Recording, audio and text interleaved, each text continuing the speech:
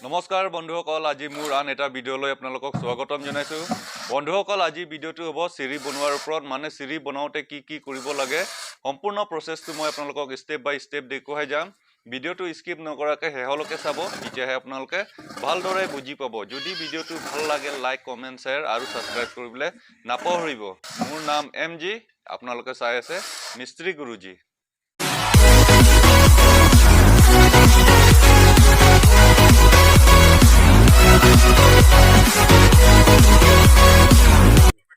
বন্ধুসকল এয়া চাওক চিৰি কাঠনি কৰাৰ আগত মেজাৰমেণ্ট লৈ আছে ঘৰৰ কণ্ডিশ্যন আছে আপোনাৰ